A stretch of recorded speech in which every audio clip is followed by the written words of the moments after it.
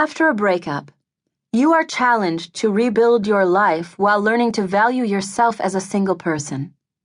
Perhaps you were rejected by someone you truly cared for, or your relationship simply didn't work. You may now be considering some kind of foray back into the world of dating. Being ready doesn't necessarily mean being fully recovered from what happened to you in former relationships or in childhood. A client lamented, "If I wait until I feel like I've worked through my stuff, I won't be dating for another 10 years. Have no fear. You don't need to wait 10 years. I'm simply reminding you that just because you may feel ready to get back out there, doesn't mean all the work is done. Vigilance will help you balance a continued learning experience while greeting new people and situations. There's probably no way to stay out of a relationship until you've worked through issues that may have contributed to problematic relationships. However, you have to keep working as an individual and perhaps as a couple once you find a good mate. This isn't meant to sound gloomy or imply that everything is work. It's just something to keep in mind as you go through this stage of your life. Remember that you're still learning, even though it's tempting to yell, "Yippee! I know what I'm doing! Look out, world, here I come!" For some of you, the breakup was a brief pit stop, and you'll continue along your way and find better partners. Others may have ended a relationship with someone who was truly disturbed, had a personality disorder, or was abusive. No matter where you come from, you have to remember what you've learned to be truly successful in finding a wonderful partner and creating a great relationship next time around.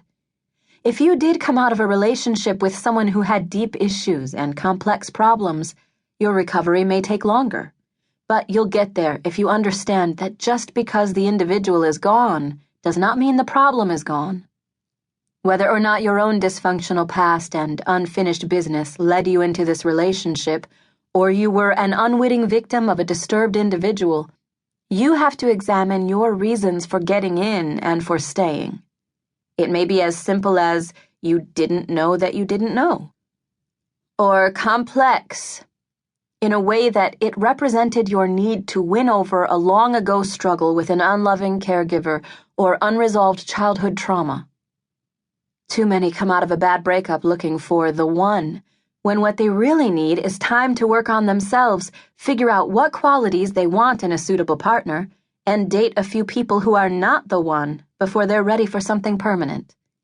Almost every person I work with can post an online dating profile seeking honesty and walks in the moonlight, but few make a list of standards and boundaries that gets down to the nitty-gritty of what they value in another person. Sometimes you need to date around before your list is complete and you know what you're looking for in a mate. You may think that you're ready to find your forever love, and you may be. Or you may need to date for a while, pull back, and then go back out. Or you may need to continue to work on your issues and your list while you date casually. A client recently shuffled into my office, flopped onto the couch, and buried her head in a pillow. "Tom and I are no longer dating. Another failure. Back to the drawing board. I hate this." I let her vent for a while and then gently reminded her that back to the drawing board doesn't mean failure. It means continued learning for the best possible outcome.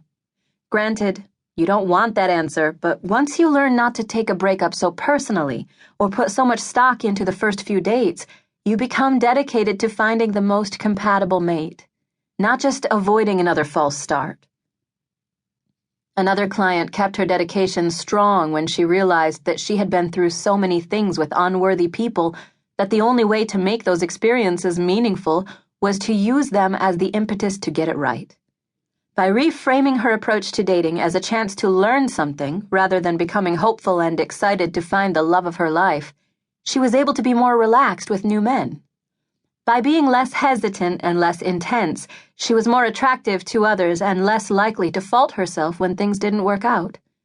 When she put her commitment to herself first and then did her best to have a good time, no matter how likely or unlikely a partnership would be, higher quality people came into her life.